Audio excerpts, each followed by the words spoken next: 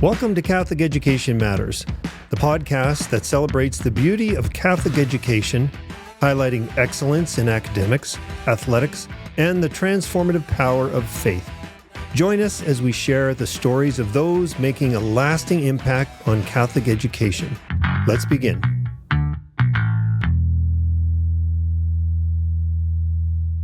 Good day, everybody. Thank you for joining us here today for Catholic Education Matters, and I am so excited. I've been anticipating this for a long time to have Brianna Russell here from Sanctuary. Thanks for having me. And thank you so much for coming. And I am been looking forward to this conversation. We've had many conversations in the past about Sanctuary and the good that it's doing.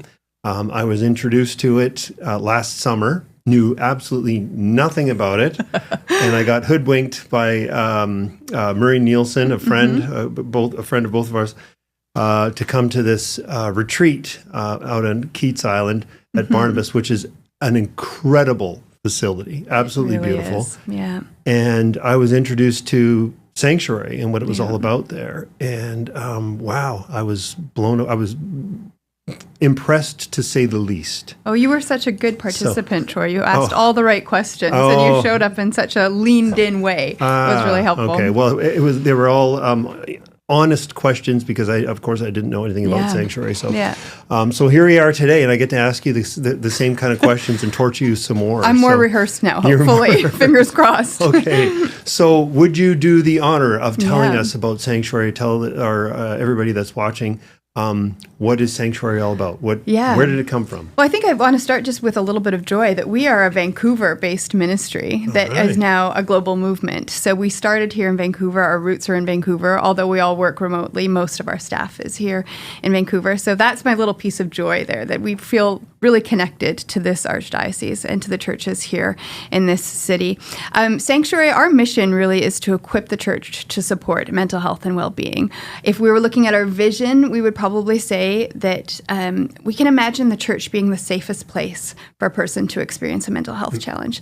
And what does that mean, really? Well, it means that no harm would come to them, that they would be supported, that they would be accompanied, that they would have companionship, and that they would know deep down when they're experiencing something that is hard, because life throws hard things at us, that the church is with them and God is with them. And the church plays a vital role in supporting them and walking alongside them as they experience that. So that's really our vision for the church. And thankfully, I think people really want to lean into that vision with us. And so we have resources that are all free to use on our website. And our primary resource is the Sanctuary course, which we have the Sanctuary course and the Sanctuary course for Catholics. And they've been used in 92 countries worldwide, translated into 5 languages. And all born here in Vancouver. That is amazing. Absolutely amazing. Yeah. When we talk about mental health, and I think you maybe described it as this before in terms of how it was introduced. The church didn't really have a formal way of helping people with mental health issues other than, let's, revert to your faith and pray and offer it up, your sufferings and all those types of things. Yeah. So this is kind of a way to educate people. Not just people that are suffering from mental health issues, but other parishioners or people or family members that want to support those or just know more about and how they can be supportive throughout a mental health crisis, what have you. So can you speak more about that in terms of where it came from? Like, it came from this void in the market, so to speak. Exactly. And then now it's being filled with sanctuaries. Yeah, it really came from personal experience. So when we talk about the work that we do, we think of it with 3 pillars, and that is to have a robust theology around mental health. What is that? How do we understand where God is present in this conversation? A really deep understanding of it from a psychological standpoint. So who are our experts? What is the newest data-based research and data evidence around this? And then finally, the last one is where we we're rooted, and that's in lived experience. So Sanctuary began from the lived experience of one of our founders who lost her husband to suicide and just really wanted to understand how the church could step into this place, how they could respond to somebody who was experiencing great pain, but also severe mental illness. How do we understand that in the church? So she began doing it through peer ministry and stepping into church doing training. And then Daniel Whitehead, our CEO, came on and had a vision to make this, as he would say, the alpha course for mental health and faith, and to make it more accessible and to really lean into the conversations. So to this day, we stand true to those three pillars: psychology, theology, and lived experience, because we think that that's the heart of it. In lived experience, the church has just entered or is coming out of a season of synodality, to listen well, right? And how do we do that in individual parishes? How do we do that in our small groups? How do we do that as parishioners, laity just showing up on Sunday? And one of the things is to practice those skills of listening well to people in our midst, to attending to their lived experience, and to sort of saying there's no experience that is outside of the church's care. And that includes mental health and mental illness. Right.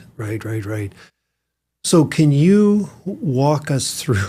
Excuse me. That was a lot. Through, no. That's great. Can you walk us through then? Because this is being introduced to parishes, as we talked about. It's also there's a youth series as well, which we'll get into in a little bit.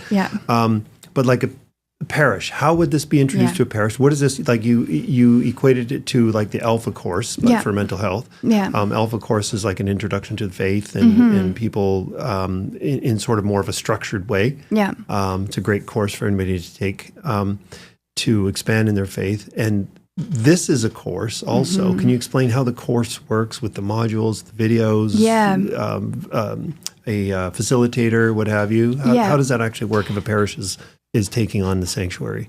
So we try and be as low barrier as possible. So what does that mean? So we are filmed based. So it is an 8-session course that are film based, that have every session has a story of lived experience. So we practice those listening skills. And then we have experts who weigh in on it. So psychologists and theologians.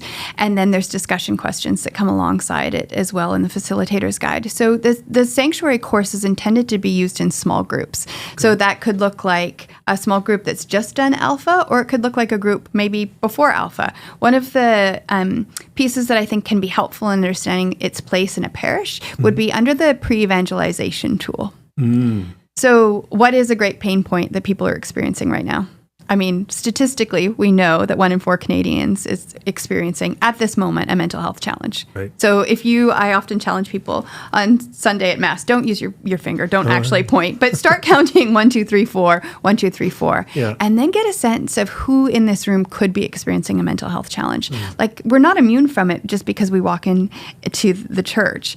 There's a lot of people who are experiencing this, and if they know that God cares about it, it's a great tool to invite them into closer relationship with the church and to offer catechesis after that. So I think of it in many ways as a pre-evangelization tool for churches to say, if you want to learn more about mental health, your mental health, the mental health of those around you, and where God is in all of this, you could do the sanctuary course.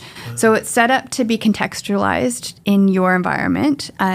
We're really hopeful that people do that they actually invite conversation and questions that pertain to where they are and how they understand it. So it's very feasible to just shift it, to use it in whichever format works best for you. Some churches have done it over a weekend. So they've done the sanctuary course, the 8 sessions. Entire course? The 8 sessions? Okay, just in a weekend, because that's what they've had available for them. Others run it on a weekly basis.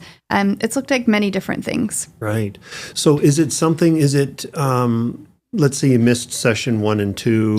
Is it something that you can just jump in on and not feel lost? Or do you have to start from the beginning? Or I think the first 2 sessions are quite foundational in your understanding, like what is mental health and what is mental illness. Those are questions that are addressed. So those are pretty pivotal things to enter into the conversation. But anyone can access it online. As I mentioned, it's free. So if you miss the first 2, you can jump in on session 3, just watch the first 2 at home. They're about 30 minutes each. So not very arduous either. So then how important so you'd watch the video now do you watch it all the way through and then have questions and chat afterwards, or do you watch part and then have questions and then start going again, or what's the normal way of? Again, we would say whatever works for you. Okay. Right. We would say contextualize it to what feels comfortable in your setting. And sometimes you get a group of people who are really enthusiastic and they are like chatting, and you're not even halfway through the film. So stop it and have a good dialogue, and then keep going. Typically, I would say you would watch the film in its entirety and then have conversations and prompts. Each session also includes an artistic work that can sort of spark conversation. And that's part of our investment in the arts as conversation starters. So there's a beautiful piece of art included in each session for reflection as well. Yeah. Okay. Yeah. Isn't that interesting? So my youngest daughter, she's experienced art therapy. Okay. Yeah. So for different types of things and expressing herself and showing, which we found to be very fruitful. Yeah, I love it that it can start conversations in a way that doesn't feel very intrusive, right? Yeah. Like we can both be looking at a piece of art and see it very differently and have a very easy conversation about it because it's just we're looking at it. Right. And I think we often feel so close to conversations around mental health and mental well-being that it's harder to just have a conversation without that.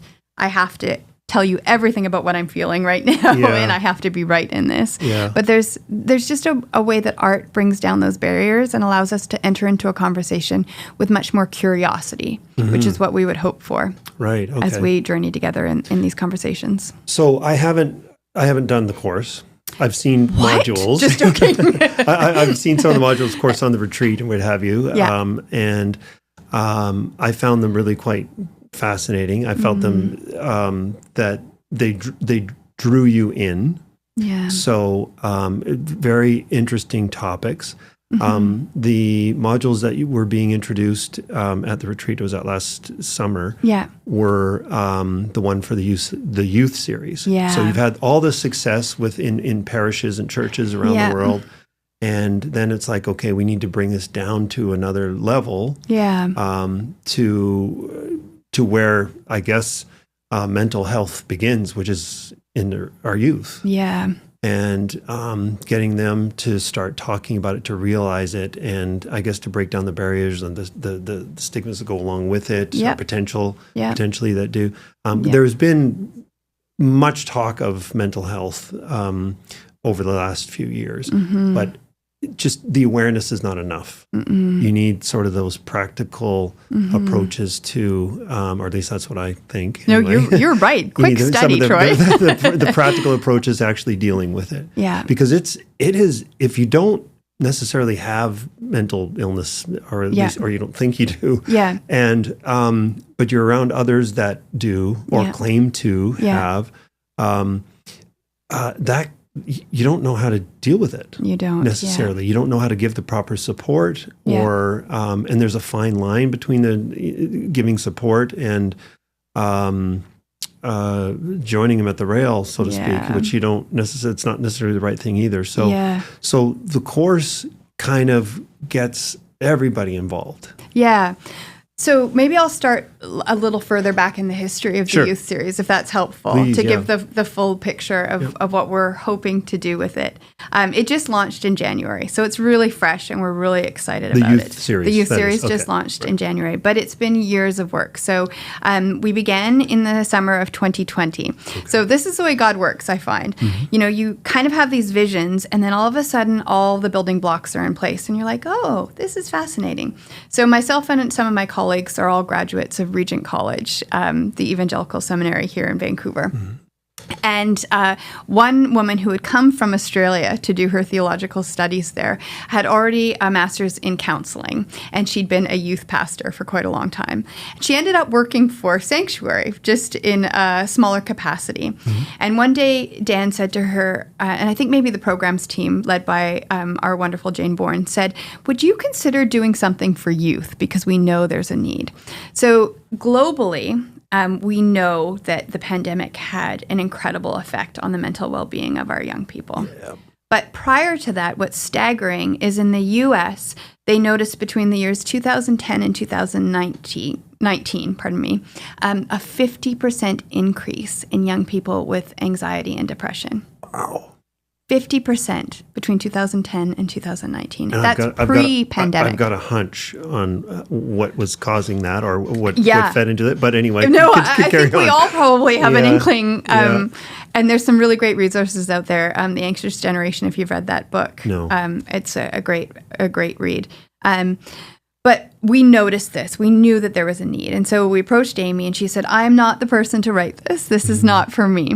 And, her heart softened and she began by doing some research for us. And so we did primary research and we reached out to a lot of young people, over 200, and said, what are your main questions about God and mental health? Right. And we began to see some themes emerging that have created the outline for the course, and now the course in its entirety, again, 8 sessions based on these questions that young people asked. But what was so interesting is like the testimony of one young guy who was like, I have grown up in the church. I've been there every Sunday. I did Sunday school. I did youth group. I did all these extracurricular activities, probably things akin to sacramental prep. And I have not once heard mention of mental health and well-being in the church.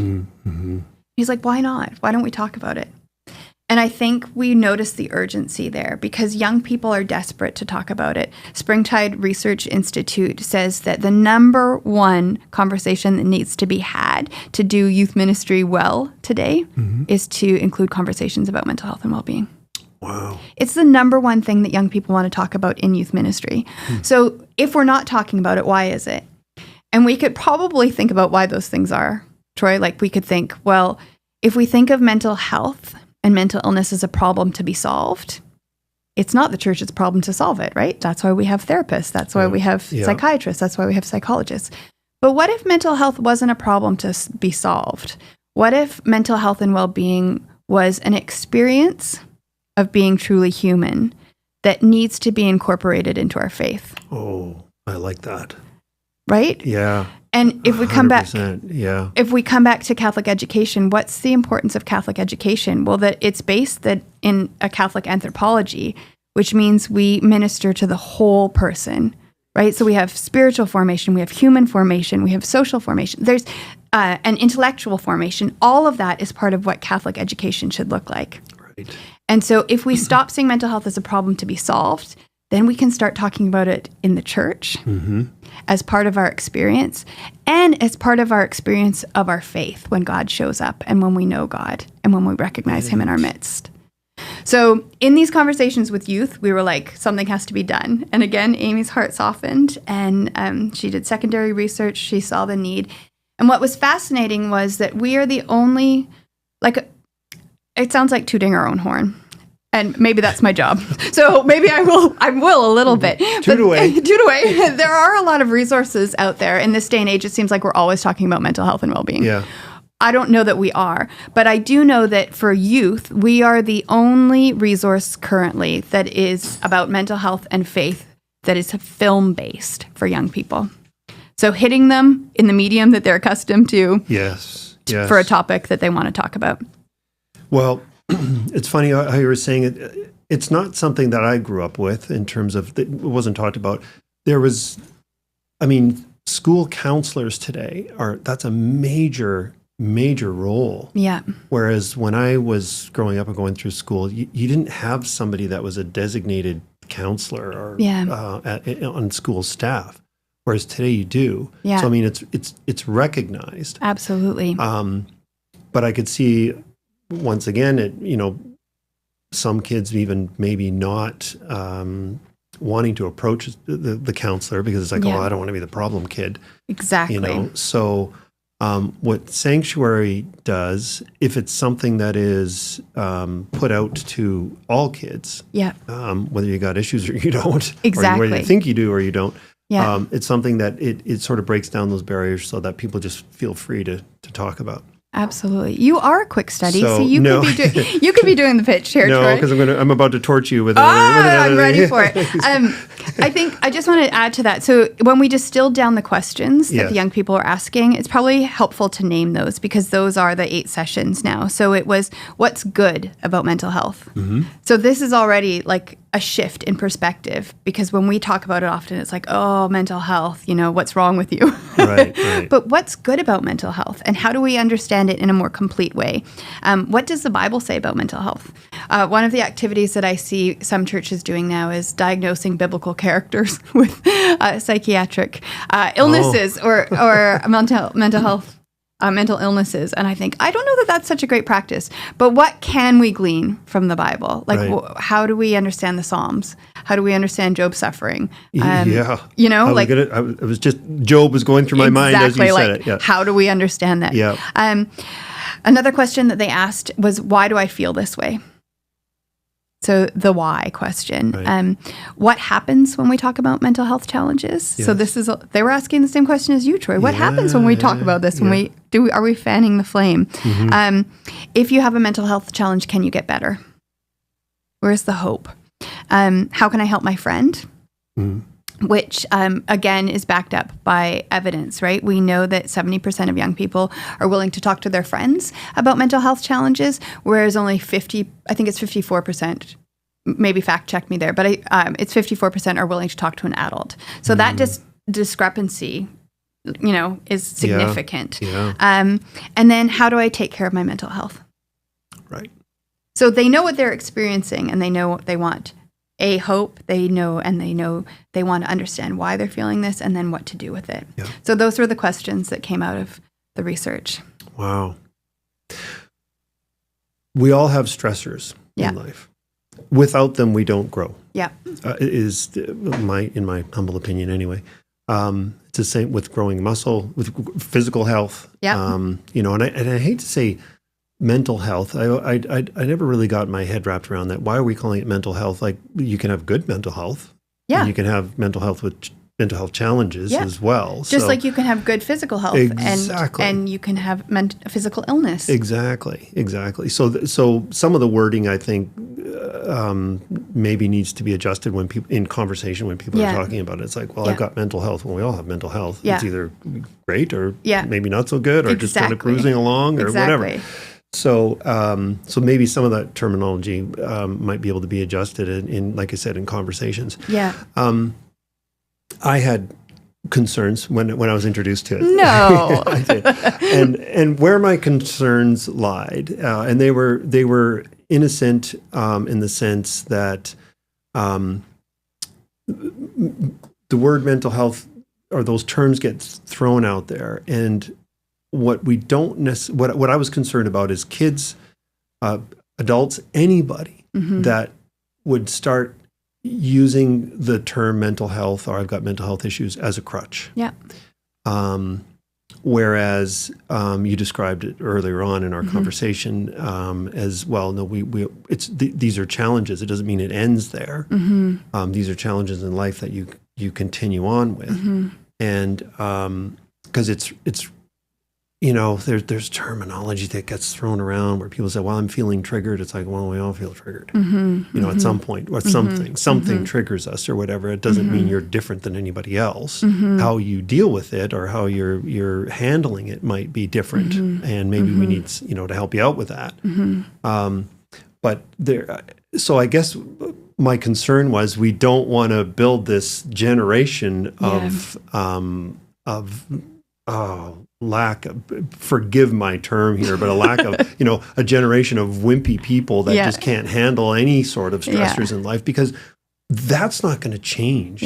Since the beginning of time, wars and people have experienced horrific things. Absolutely. But we are also a resilient, being that we got to also learn to carry on. Yeah. That doesn't mean this is the end because of what we're going through today. I mean, I'm going through challenges all the time. Yeah. And this isn't a pat on the back. It's just like, I got no choice. I got to carry on. Yeah. When we all experience that. Yeah. So I expressed my concern. Yeah. And I believe it was, my questions were answered really well during the sanctuary retreat.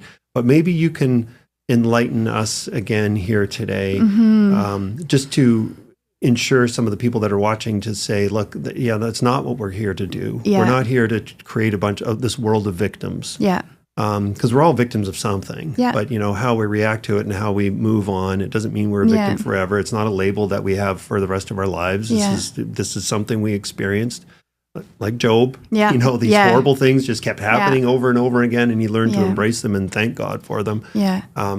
For him to be made stronger and carry on. Yeah. So anyway, now I'm rambling. No, so I love it. And I wanted to, I think I would probably use very different terms than you. I think we've talked about this. For sure. Yeah, I think the language I would shift a little bit. But then there's quite a few points in there that we include in our course. And my first question, and I didn't ask you this before, but I would ask you, what do you think is the number one contributor to resilience? The number one contributor to resilience. That's a good question. Well, without a stressor, you can't become more resilient. Am I going down the right? Yeah, but even with a stressor, like what would help build resilience in a stressful situation? Perspective? Perspective? Yeah, that's actually, I will accept that answer. Okay. If only to say that one of the best ways to get perspective is if you and I climb a mountain together and we're stood at the top and we're both looking out, our viewpoints will be side by side, but they will be different perspectives. Yes. And so how do we grow our perspective? It's usually by inviting somebody to look at the same view with us, right? Like it grows our horizon. Yeah. So one of the greatest ways of building resilience is through connection. There's a great psychologist who says that safety is not the absence of threat, it's the presence of connection. And when we think about resilience and what it means, we know that young people who experience connection to a trustworthy adult are 76% likely, or 76% of them suggests that they are experiencing flourishing in their lives. And I'll return to that language of flourishing in a minute. But if they have a good, strong connection, they're much more likely to report experiencing flourishing in their mental health. So connection is key to resilience. That makes perfect sense. Right? It's not an absence of threat. It's not anything like that. But how do you create connection? Well, quite often it's through conversations, right? It's being able to talk about what you're experiencing and knowing that someone is with you in that experience. And so whilst it may seem that if we allow young people to talk about their mental health, we're sort of lighting a fire of saying, yeah, you can use this as a cop-out for anything, but we're not. What we're actually doing is trying to create greater connection, and the connection creates greater resilience. I'm going to go old school here and throw back to an Old Testament. Okay. A significant, in my opinion, but in the grand scheme of salvation history, she doesn't get a big name, but it's Hagar. So Sarah and Abraham's slave, who Abraham impregnated when Sarah was unable to conceive a child. And she is used and abused, and she is just a product. Right? She is a child bearer. She doesn't have any other purpose in the story. And she escapes because she's being abused out into the wilderness. So she risks almost certain death with the wilderness rather than stay there and bear this child and be subject to the abuse of Sarah, her master. And when she gets to this stream of living water, the angel of the Lord appears to her and he asks her two questions. He says, "Where have you come from and where are you going?" And this piece always gets me, Troy, because I get a little indignant for Hagar. She sat there and she's experiencing such suffering and such trauma and abuse. And he says, where have you come from? She answers that. She can't answer where she's going. And so he tells her where she's going. And it's that she will go back to bear a donkey of a son who will strike heads against everyone. There is no promise that things are going to get better to Hagar. The only thing that she is reassured of is God's presence. She's sent back into that icky, hard, tough situation, but with the promise of God's presence. How do we create resilience? Well, it's often the reminder that God is with us. How did Job continue? The reminder that God was with him. Right. And so when we're talking about this with young people, it's not to not talk about it. It's to talk about it and then say, look, maybe you are experiencing a mental health challenge right now. Or maybe you have been diagnosed with a mental illness. But here's what we know to be true. That is not who you are. Yeah. Who you are is a beloved child of God. What you are experiencing is a mental health challenge, but it has no indication on how you were made or the purpose for which you were made. And so that in itself isn't creating a generation of victims. It's actually creating a generation of young people who can identify, truly as who they were intended to be. Right. and with greater resilience for the hard stuff that life will throw at them. Because inevitably, as you and I both know, it's going to get hard. It's going to get hard. And it just keeps getting harder. Yeah. When you think it's going to get easier. It doesn't. Yeah. No. So you can only prepare yourself, arm yourself for the challenges that are coming. And so why are kids faced with a lot? Why don't they have those adult allies? And it's I keep saying, we've as our Western society, which was built on Judeo-Christian values, there has been a fall away from the church. Yeah. And when the church gets sort of set aside, then the family gets set aside. And there's more families that are broken up, and kids growing up without fathers or without mothers or what have you, or mixed. And so they're questioning so many things. They haven't even got that as that home base that they can count on for, all of the support.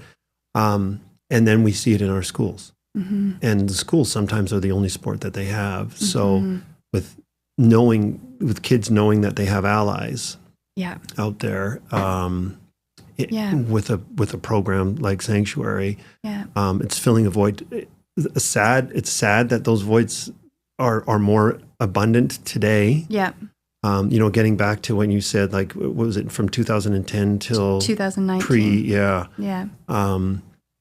Kids are bombarded with, well, first of all, more broken families, number one. Mm-hmm. And then what's filling there is these things, these phones, and whatever information, good or bad, is coming through here. And social media has not been friendly to kids. Yeah. And growing up, they've just been handed these tools to say, here, go do what you want, say what you want, make it anonymous or make it you, whatever you want to do. Here's your avatar. Here's you just go ahead, and without any instructions, without any rules, without any supervision. Yeah. And we've just thrown these kids to the wolves, sink or swim. Yeah. Away you go. And I think that I would only add to that to say that the absence of conversations of how to navigate this, and the absence of being able to say, this is what you're experiencing, it's very different than what I experienced. I remember when I got my first email, this is aging me, but I was at boarding school with the Ursuline sisters in Prelate, Saskatchewan,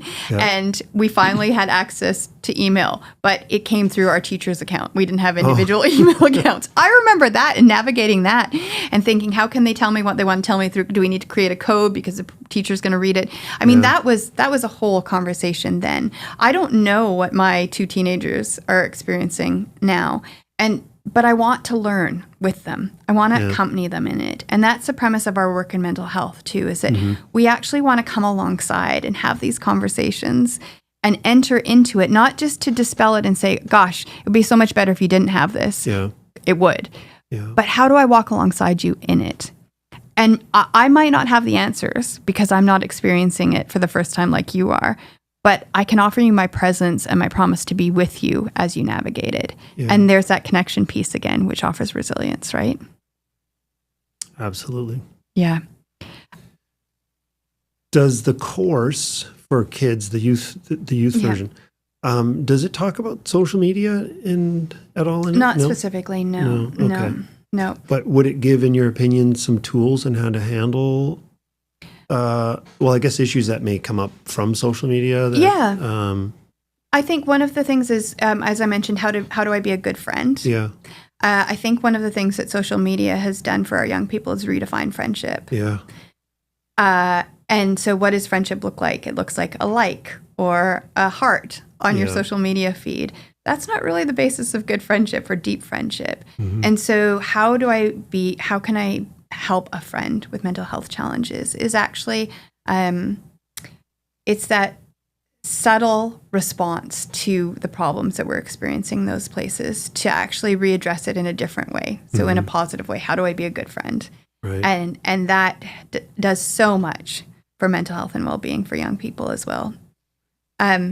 I think it would be interesting, Troy, I'm just going back because I feel like I skipped one of the other things that's really helpful to resilience. Would it be okay to just go back to that for a second? Of course. I feel like we're having such a good conversation as we did on the phone. I just want it to be trackable for the listeners. One of the things that we rely on a lot in our work is what is called the mental health continuum. Because you were talking about like mental health, people use that word as sort of like a throwaway. But what does it really mean? And if we understood it as a great equalizer, how do we understand it then in the context of periods of languishing or flourishing? So it's based on the work of a psychologist and sociologist, Dr. Corey Keyes. And what he did is he wanted to look at the positive experiences and sort of moments of like living good life well for people who had been diagnosed with severe depression and for people who had no mental illness diagnosis. So he wanted to look at those two different groups. And what he found was quite surprising. He found that people who had been diagnosed with severe depression, could experience just as many, if not more, positive feelings in life. Life is going well, than the group who had received no formal diagnosis. And why is that? Well, it's because they had the mechanisms in place to cope with life. So whether that be medication and therapy or a good system of support, so people who understood them, they probably had good self-care practices. So knowing that I can put away my phone and not stare at it, not scroll, doom scroll, is that what they call it? Oh, yeah. As the kids are calling it these days. All of those practices were put in place that allowed them to flourish. Whereas people who had no diagnosis of mental illness at all didn't have all those supports in place, didn't have, hadn't practiced resiliency or built up resiliency by knowing self-care practices or asking for help or being well supported in their church community. And so they had less positive experience. So what he did is he created this continuum where we have flourishing and languishing with or without mental illness. And the beauty of that continuum is to be able to say that every single human being is somewhere on that continuum. And throughout life, people will shift. And what's so important about extending that understanding to young people is that if I'm in a season of languishing, it can feel like forever, like with or without diagnosed illness. It can feel like this is what my life is going to be. But isn't it helpful to notice that there can be somebody who is flourishing? Isn't it wonderful to know that my friend who experienced this 2 months ago is now experiencing just ease of going with the flow right now? Right. And so the ability to tell our stories and to allow young people to have these conversations is to find themselves on the continuum, but also to see where they could be on the continuum and to know that it shifts throughout life. So as I mentioned earlier to you off mic, one of the worries is that we can pathologize all mental health languishing experiences, right? So my boyfriend just broke up with me. I have finals coming up. It's been a really hard season. Our volleyball team lost. I'm feeling really low. Oh, you must be depressed.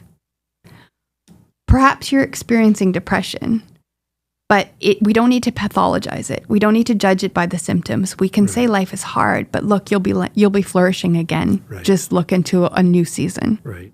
So that continuum for us is really crucial that we impart that knowledge to young people because it sets them up to see, again, that whole picture. That they can flourish and languish. And differentiate between the two. And they can differentiate between the two. So that they're not, yeah.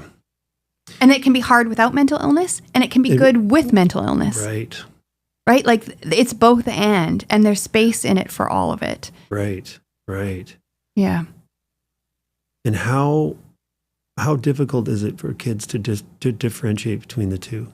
You know, like what is depression? Well, I guess they've got to be shown that. They got to know both, right? They've got to be taught that, well, this is just, this too shall pass. Yeah. You know? Yeah. Or whoa, yeah, I feel horrible and there's no reason for me to feel horrible. This isn't good.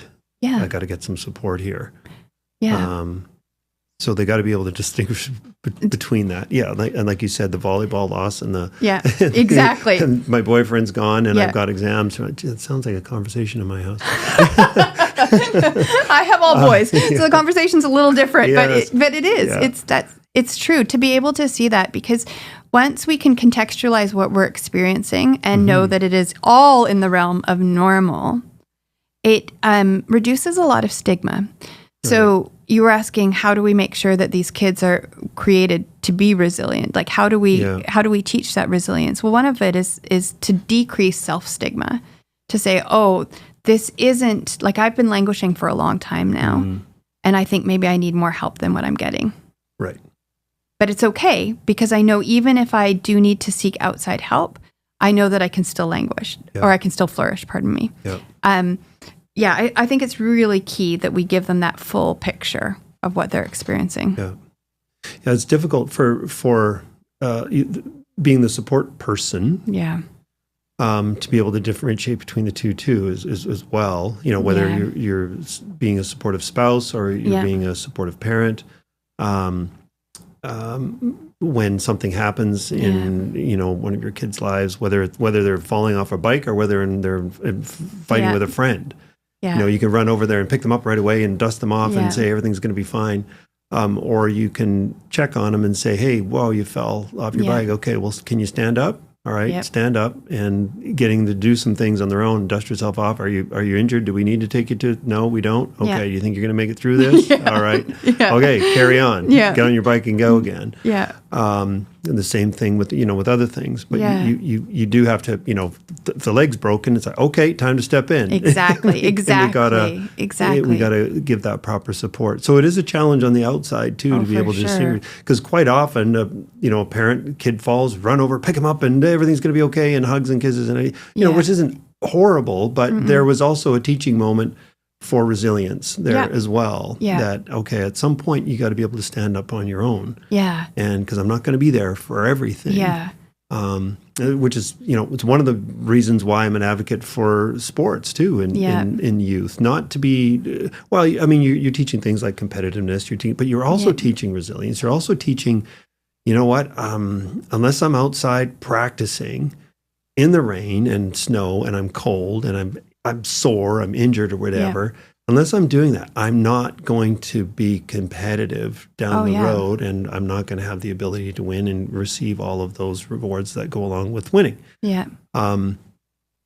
Those are also teaching moments that I think quite often it's like, well, it's uncomfortable, so I don't want to do it. It's like, well, no, you have to get uncomfortable to get comfortable, so there's this balance that we're fighting with all the time, like, okay, what's real, what isn't real, and I'm being triggered versus this is just a tough moment. Suck it up, buttercup. And I think that there's also this piece of like that resilience and that aptitude to use something as a teaching moment versus actually just be accompanied in that moment without.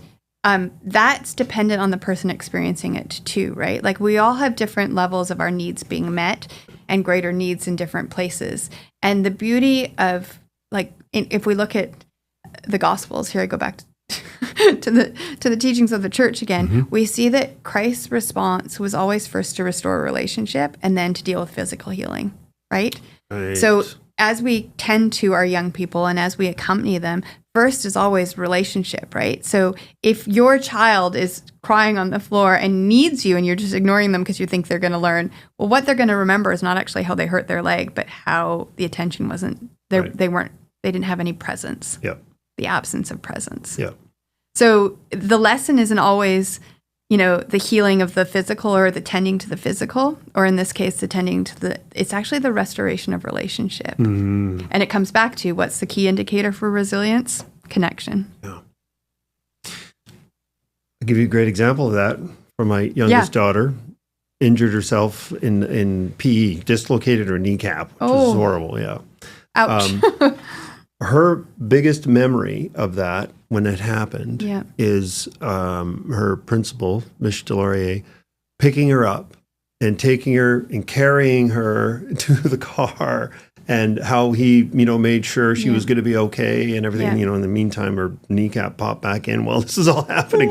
But her whole thing is the connection with her principal, that somebody stopped and took care of her, and she still talks about it to this day. It didn't decrease her pain. No. It maybe inadvertently solved the problem, but it wasn't for care for the woundedness. No. It was the accompaniment, right? It's all about that, So those connections. And you think about effective sport analogies again, like coaches that that have good connections with their athletes are effective. Yeah.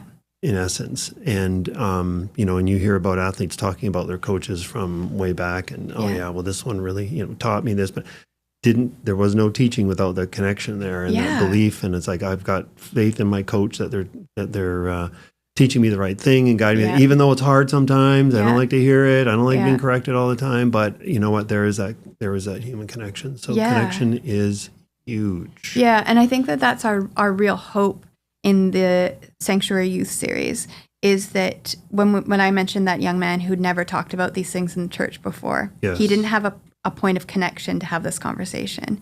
And so when we allow young people to come together, going back to those 3 pillars, the psychology, theology, and lived experience, the youth series is based on that as well. Yeah. And one of the most profound parts of it, from my perspective, is we have a young person tell their lived experience of mental health challenges. Mm-hmm. So what that looked like for them. And then we gathered a panel of young people, 4 young people who had never met before. Mm-hmm. And we allowed them to respond to it. Like they watched the story and then they started talking about it. And it was phenomenal, Troy. Do you know what it's like to get 4 teenagers to talk? Sometimes it feels like it's pulling teeth. Mm-hmm. And other times you're like, will you be quiet already? And in this case, these 4 kids who had never met before, we wanted an hour worth of content from them. We filmed for 2 hours and then they had to be cut off. Wow. And they said the same thing. It kept echoing like, I wish we had more chance to talk about this. Now, they were doing it there with our incredible presenters who are featured in each of the sessions as well, Amy and Nathan, and with some of our programs team who were helping that conversation. But they had connection points with adults in that conversation. Mm. Now, you take that and you replicate it every place, every school that does the youth series, and you think, oh, look, there's a new connection. There's a new person who is not offering them answers, but is offering them presence, who, if they do have a wound, a mental health wound, just like your daughter's kneecap, they're not going to remember that it was remedied in that moment, but they're going to recognize that somebody was there to be with them in it. Yeah. What an impact that will have in our young people's lives. Wow. And then for Catholic education, it frees up so much too. Like the energy that is spent worrying about that, when they can, have safe connections there to express these needs, they can reorientate themselves to that final exam or to that volleyball game. Right. It's really supporting the whole person. Wow. How long is a typical module? So the session? Yeah. So the film is just under 30 minutes, typically. Actually, I think it might be shorter. That's the average adult course. The youth one, I think, is a bit shorter. And then there's a facilitator's guide. So it can run for an hour to an hour and 15. It starts with an opening exercise, like a fun youth group game that you can be done, that's provided for you. And then there's the film, which starts with some really great educational pieces by our dynamic presenters, Amy and Nathan. And then it has the lived experience story, and then it has the panel responding to it, sort of modeling how to have conversations around this. Right. Because that's probably one of the most important ways that we can teach young people, is by modeling this to them. And then it has 3 discussion questions for the group to have together. Okay. And then the session closes with an exercise. So it's a data-based or evidence-based exercise and spiritual practice that it can be helpful. So it's funny you mentioned so much about sports, because there's a lot of mental health practices that go into being an athlete, right? Like I imagine. 100%. Yeah. From your breathing to like your visioning and everything, which is kind of like the informal way of kids getting help with mental health issues. Yeah. It's not a formal practice, but it just happens to be a byproduct of one of the things of playing sports. Oh, exactly. And it just comes naturally quite often, especially if you have a good coach and kids are happy playing the sport. So, and that's one of the and I reflect back on it because I played sports all through school and through university as well. And quite often today, I'll reflect back. That is a lesson I learned playing football, or that is a lesson I learned playing basketball. And interesting. Especially a lot of it coming to resilience, a lot of it coming to, I don't really feel like doing it. Well, it doesn't matter, and we're in this generation of people that says, well, do whatever you feel all of the time. Yeah. Like, wait a minute. No, Yeah. the world doesn't revolve. That doesn't work that way. Yeah. And the flip side of that is to ignore everything that you ever feel, which is also incredibly unhealthy. Exactly. Right? Like there's how do we sit with what we know to be true and we are experiencing, right, and then move it in us. And it's funny because one of the exercises that we talk about sometimes is breath exercises, which I imagine you would use in sports too, right? Like just even the way that you breathe affects your nervous system. But what if we united that to a spiritual practice? Like what if it wasn't just breathing in and breathing out, but it was, inhaling God's presence and exhaling our anxiety. Oh. Beautiful. Like, right there, that's a great evidence-based practice and spiritual practice that these young people will encounter through the youth series. Here's a question. So the facilitator. So there's facilitators in the video. Yeah, so our presenters. Yes, presenters. Yeah. What are their names again? Amy and Nathan. And they're so great. Can I just give a short plug for them? They are brilliant. Nathan is a pastor here in Vancouver. Yep. And Amy is the one who was doing her master's at Regent, who wrote the whole course. That's awesome. Who did all of it. She's back in Australia now, so she has an incredible Aussie accent. So it makes it entertaining to watch. And they have such great chemistry on screen, too. It's really good. That's great. Okay. How important is the facilitator that's actually putting the course on? How important is that position for a course like this? Like, is it somebody that needs to have done the course 18 times and taken another course outside, or is it somebody that's just whatever, a good parent or a good teacher? Yes. Yes. Okay. Yes. To just being present. I think we really strive to make everything we do low barrier. Right. So that means almost anybody can use it in any situation, right? That's what our hope is. And so the facilitator guide gives you a robust understanding of what is a good way to facilitate, gives you some pointers and disclosure issues as well. So anybody can really facilitate it. A good parent, a good teacher. Right. Yeah, a youth group leader. And can they facilitate it without having seen the course? Can they be learning as they go, or? Yes, but I would probably suggest that they do a preview. It wouldn't take them, let me be clear on that. I don't think they should have taken the course before, but I would say they should watch the film before they show it to young people. Okay, like it could be even the day of type of thing. So watch the film just so you know what's coming. Okay. But maybe that's just me. I mean, if you prefer to just go on the fly, some people might prefer that, to watch it with the young people for the first time. Yeah. I don't want to be prescriptive. Okay. All right. I'm just curious, to see what, because I know that can be a barrier for some. Schools are busy. There's so many programs. There's so many things going on, and we want to be able to offer the best for our kids all the time. But it's just like, when you're going and asking the teacher to do yet another thing, they're like, really? How are we going to fit this into what we're doing?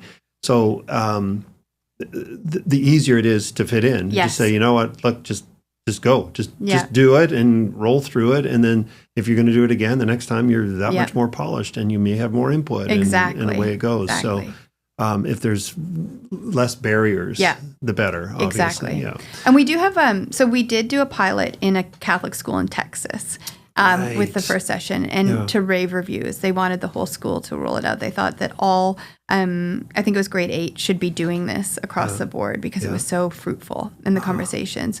And it's probably helpful to mention, too, that our program team is just so smart. Again, I'm tooting their horn because I didn't have anything to do with it. But they have geared this for 11 to 15-year-olds, and that's strategic because the World Health Organization suggests that the average age of onset for mental illness is now 15. So before you get to that stage, what do you want to do? Well, you want to ensure that you've increased help seeking behaviors so that they can ask for help, that they've practiced that they know it's a conversation that they can have with the trusted adults around them. You also want them to know deep down inside them that if they're experiencing a mental health challenge, that it is not indicative of God's presence in their lives, that it is not a lack of faith. It is not because they haven't been praying enough or that they need a more robust confession. I mean, all those things play into the whole person, but they are not directly tied always to mental health challenges. Yeah. So we need them to understand and decrease that self-stigma and ensure that when they do encounter these challenges, they don't see that the church has nothing but condemnation to offer them. But instead, the church will accompany them. So that's why it's key that it happens between that age of 11 and 15. Okay. Got it. Here's a different question. Do kids benefit from doing the program a second time, let's say the following year or later in the year? Yeah. Yes. That's a good question. I know. He's like, thanks. Well, we just rolled out in January, so we haven't had an occasion to have kids do it more than once. Yes. I mean, we're still having kids do it for the first time. Yeah. I can't see why not. I know churches have run the sanctuary course again and again and again. Yes. I can see it being really helpful in a different perspective, in a different season of life. Like, I know every time I look at our content, I glean something new. And that might be because I'm really curious about how all this works out and applying it in different ways. But I think that it could bear fruit. But like I'm thinking, okay, especially let's say in elementary school, if somebody's 11, what are you in grade 6 or something, or grade 5? Or? Do you know what? I shout out to my son who turns 11 on Friday. Oh, he's in grade 5. He's in grade 5. Okay, there you go. I wasn't far off. No, you were great. You're in grade 5 and you take this course, and then you don't take it again. I would think. No, you're right. You'd be a totally different kid in grade 8. In grade 8, you're a different kid. In grade 10, you're a different kid. Yeah. You know, like, so, and then taking the course with a different group. Yeah. With a different, pile of kids is also. Yeah, exactly. Going to be different. You're going to get different because you're working with, after you watch the course. Yeah.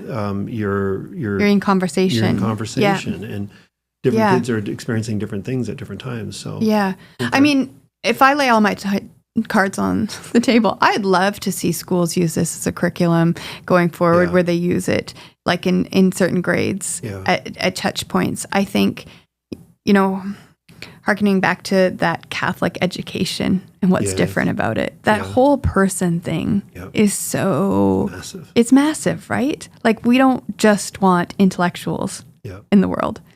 We want people who have a heart and a love for Jesus, who are desiring to be saints, and who integrate the wholeness of their human experience into their faith. And so I'd love to see schools run it in grade 6, maybe grade 8, maybe grade 10, as part of their curriculum. It would be brilliant. Yeah. I had the joy of going here in Vancouver to Little Flower Academy's opening mass for the youth series. And it was celebrated by Father Brian Duggan. And I just shout out to Father Brian, who is such a gift to this diocese. So if you don't know him, he is a trained psychologist and a priest, and he is brilliant. There's no other words to describe his ability to bring such a robust view of the human person, incorporating mental health, but then such a pastoral heart for caring for individuals. It's like nothing I've seen in a long time in this work. And here he is in our diocese. And so he came and celebrated Mass at Little Flower Academy and gave the most beautiful homily. And all of the girls there singing songs that related to God meeting them where they're at. And they have an incredible program where they do have a counselor who is a mental health counselor, not an academic counselor, I don't know what other kind of counselors there are, but she is dedicated to being a mental health counselor. And they have 20 grade 11 and 12 students who have done mental health first aid. So that's like a first aid course. Yeah, didn't even know that existed. Yeah, wow. So they've done that, and they are equipped to serve their community, their school, with that skill set. And then they have a space upstairs where it's kind of like I wouldn't call it a timeout room. They're going to be like, Brianna, don't call it that. But a space where people who are having any sort of difficulty or just want to go and sit and be quiet, they have a room there. A sanctuary room. Yeah, a sanctuary. Well done, Troy. Yeah. It's incredible. And when I asked the counselor, I was like, so how are you, like, what's the demand like? What are you experiencing? And it's fascinating because she said post-COVID, she was busy. She didn't have time to see everybody who wanted to see her. And the room was always full, and there was a lot of mental health crisis. And it has since dissipated. And I was curious because they've put in place all of these beautiful ways of attending to their school's mental health and well-being that now there's not as much need anymore. Wow. So when you go back, when you were asking before, like, are we going to create contagion effect in some ways? They would be a pretty good example that it actually doesn't. It's doing the opposite. It's doing the opposite. Which it's supposed to. Which is what it's supposed to do. So they did the opening mass, and they have started the Sanctuary Youth Series, which I'm really excited about. And I can't wait to go back and hear how it's going. Wow. So great segue. Yeah. LFA, Little Flower Academy. Yeah, Little Flower Academy. So they are the first in the Vancouver Archdiocese. This first school that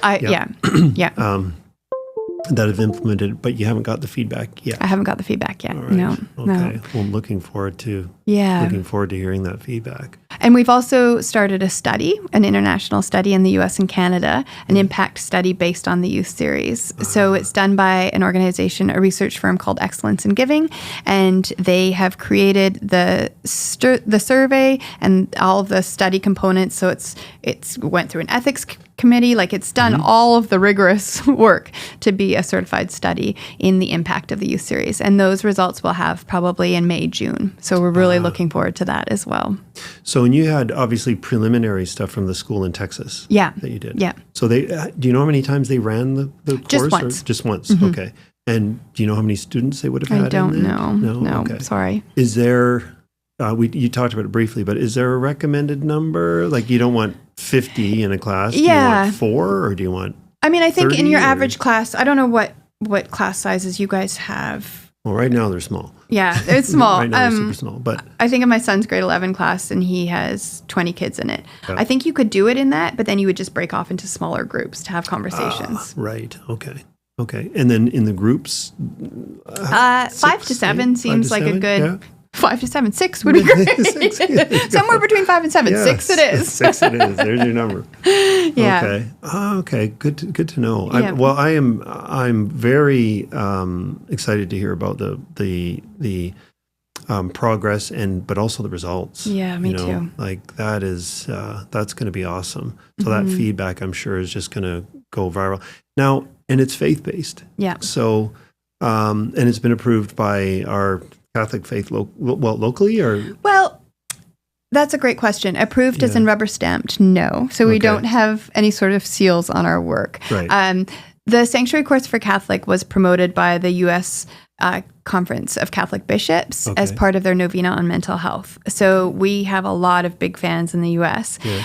Here's our catch for Canada. We're not in French, so we are not a bilingual resource. Oh.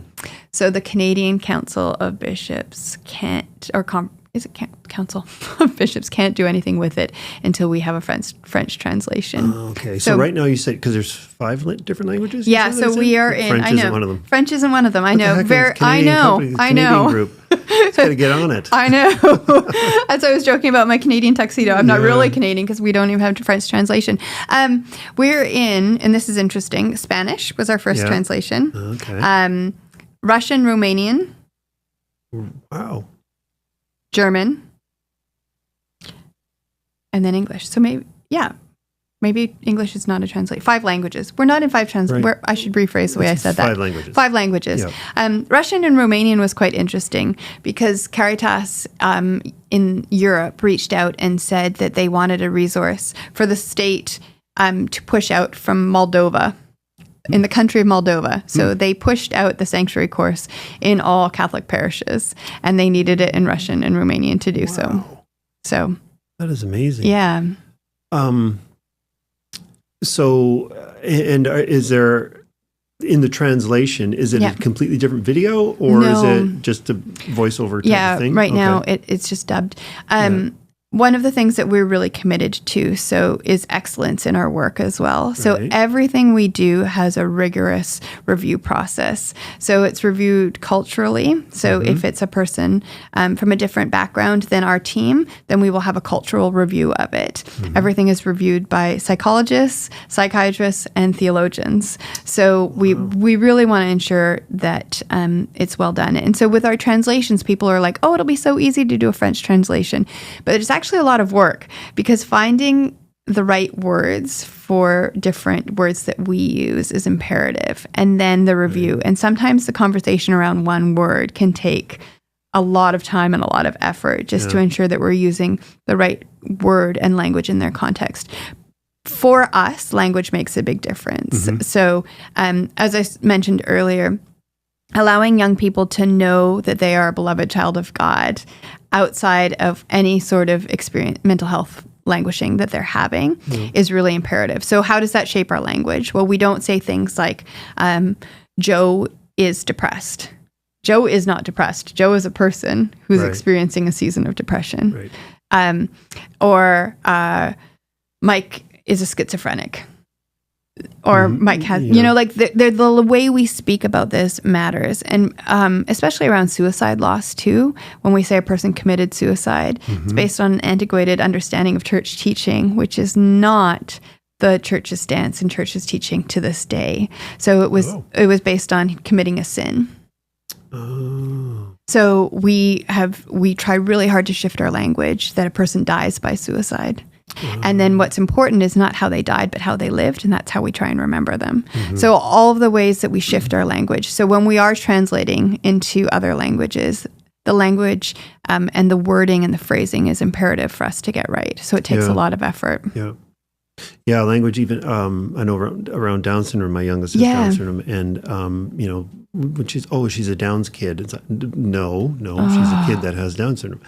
But that must be so funny. Frustrating. Yeah, it doesn't bother me. There's a lot of words around it, and if I feel up to it, I'll correct people on it. But I don't get offended. It until you're in it, you don't even realize that it does bother people, right? Yeah. And that could be said for so many different things. So many, it's like a child with autism, or he's autistic. It's like, well, no, he's a child with autism. Yeah. But imagine if we could shift our language. Like, imagine if we all made an effort to be like, the first thing out of my mouth is, he is a beloved child of God. And then everything else that we know about that person follows from there. Right. Yeah. Isn't that something? Definitely. Those are words to aspire to. I mean, it would be nice if my internal dialogue was that all the time. But I mean, I think that's what we want to do for mental health too, is when I talked about the continuum, there, knowing that we're all on there somewhere also dissipates all the time. It also dissipates our ability to other people. Yeah. So like, you need mental health help because of this, and this. Well, no, we all have mental health. And so this divide, I heard somebody recently as we were doing a retreat say, sameness is not the same as oneness. And I was so drawn to that because as we understand the body of Christ, we're not all called to be the pinky finger. Some of us has to be, the foot or the hands or the ears or the mind. But the pinky finger is just as important. Yeah. Right? There's this idea that we have this oneness, and if we can shift our language and shift our understanding of mental health, we can participate in that more fully, understanding that we all have an important part to play in the body of Christ, regardless of our mental health challenges. Right.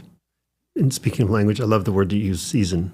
We're in this season right now. Yeah. That the season will end. Yeah. And there'll be another one that comes after it. Yeah. And a good friend of mine always says, "Yeah, well, keep your eyes on the horizon too." And it's like, that's so true. Like, we're going through this garbage right now, but yet look out there. Yeah. When you're at sea in rough seas, the best thing to do is, you got to look on the horizon. You have to keep your eyes on the horizon. And sometimes it's even harder because it's a season of darkness, right? Yeah. Like in the dead of night, how do you look at the horizon? If a parish brings this in, and let's say that's all they do for mental health, is it still a leap forward? Is it a big step forward? Yeah. So 92% of churches that have done it, that have filled out our survey, suggest that it's made an impact in the way that they understand mental health and can walk alongside somebody who's experiencing mental health challenges. Oh, wow. So that's pretty important. Yeah. And again, it's a small... Well, especially going from zero, right? Having nothing, like no formal approach to mental health at all within the parishes. Yeah. And I think at the beginning, I sort of alluded to the fact that if the church sees mental health as a problem to be solved, we export it, right? Yeah. Like we invest in more Catholic therapists and we suggest that there's more learning to be done out there, which is all good. Yeah. Yeah. But there is a specific role for the church in this, and that's outside of those relationships, which are always, in a sense, have a power dynamic, right? Yeah. So if you're the physician and I'm the patient, there's a power dynamic there. Yeah. And so that lost art of friendship that we talked about can't exist, truly. Yeah. Therapist and client, that can't exist, right? So the church has this beautiful, beautiful role of saying, with or without mental illness, you are a part of this body. You belong here. Yeah. And we can offer friendship. And it's not one-sided friendship. It's reciprocal friendship. And that creates resilience. It's part of the solution. So, I don't think it's the only thing that can be done in a parish, right? Running the course isn't a magic fix. But what it does is it reminds the parish of the role that they have in this epidemic of mental health challenges and crisis, right? So, and it's been in parishes longer, of course, than the schools.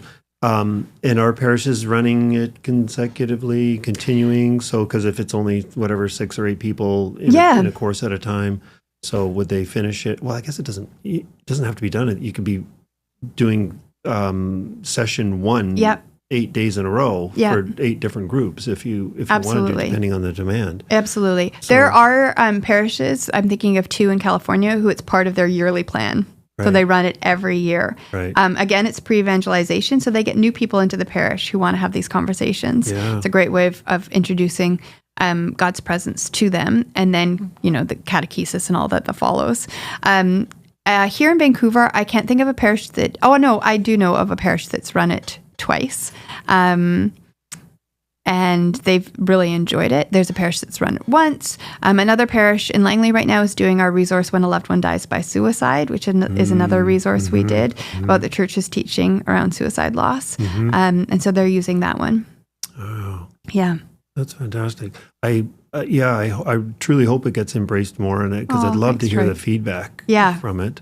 Yeah. And on an ongoing basis, I'd love to see it in St. John Paul II Academy. Oh, we would love that. Yeah. And there is so much going on. We were just trying to get construction finished, trying to get teachers hired right now. There's so much going on. So I'm not sure exactly when we'll fit it in, but the sooner the better. Well, we'll be here when you're ready. Yes. Well, hopefully. And once again, it's online. So and you're saying it's free. It's free. So anybody that knows about it, any school that knows about it, can just access it and just say, okay, let's give it a go. We don't even have any reporting. Like you just take it and go. You just go and do it. Yeah. I don't know if it's the best business model, but yeah, really. Which is probably why we can't keep up with demand. But it is truly because of our heart for it, right? Yeah. In the church. This will change. It'll shift things. So, and of course, it's all been built with donor money. It has, yeah.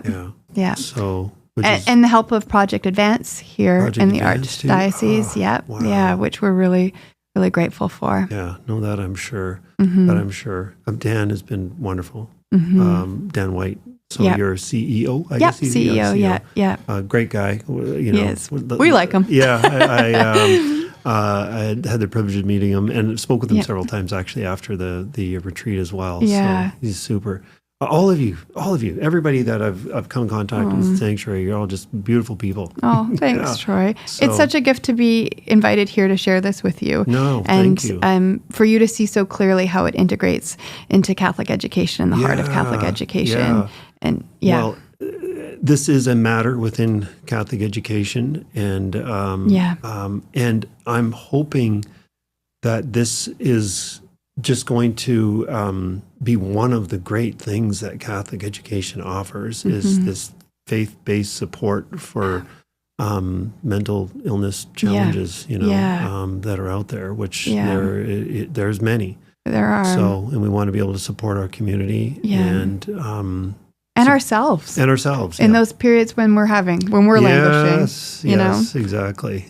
Well, I'm looking forward to taking the course. I don't think the youth series would be the one. I think you might enjoy it. I probably would. Are you a rap fan? Because we have a great piece in there by a British rapper, Govna B, who does a spoken word piece. So I don't know. Okay. I don't know if that's your jam. It'd be good. It actually would probably be fun to run the course. Maybe I could be a facilitator or something. So. I think you'd be great. Yeah. And I also just want to thank you for your hard questions, because I think when people accept things without asking questions where there's a little bit of stickiness, it's a disservice to everybody involved. And I'm really grateful. They're all very real ones for me. I mean, I'm thinking it and it just came out. No. So. And I'm so glad it did. So, yeah, because we've in today's day, we're all experiencing it in different ways, and we're trying to figure it out. Yeah. And nobody knows what the hell we're doing. No. Everybody was just like, oh, how does this all piece together? And, you look back in history and it's like, well, this wasn't a problem, or it didn't seem to be a problem then. And now it's a problem now. Why is it a problem? What are we doing wrong? What's changed? What's falling apart? So, and we all want what's best for everybody. We all want what's best for our kids and for our community. Yeah. So, and it's nice. It's a well-structured way, a well-structured approach with all of the people way smarter than me that have put the program together. And me too. So, and it's, quasi rubber stamped. So in one form or another, and it's getting great results. So kudos to you and to everybody at Sanctuary. Yeah. It's such a joy to be able to talk about it with you and just have a good conversation. Yeah. And what would be great is to get the course implemented and then to have you back. I would love that. I'd love to come back and tell you what we've learned in May, because I think it'll be really staggering if we have the outcomes that we anticipate. Yes. All right. Well, I'm sure it will. Like with the success that you've had with the parishes and the global, it being absorbed globally is such great news. So like I said, kudos to you and everybody there. Thank you. I want to say thank you for coming today and giving us your time. And I hope when this comes out, share it amongst your. I would love to. Sanctuary. I'll have to make sure I didn't say anything too silly first. No. I think we're good. We're good. So, and like I said, I'm really looking forward to having you back. Thank you, Troy. All right. Thanks, you, Brianna. All right, and thanks everybody for joining us here today. And be sure to. Tune in for the next segment as well. We've got lots of great visitors joining us. So thanks, everyone. Bye. Thank you for listening to Catholic Education Matters. If you enjoyed this episode, please follow the podcast on your favorite listening platform, rate it, and also leave a review. Don't forget to share this episode with your friends and family to help spread the word about the impact of Catholic education. Be sure to listen again.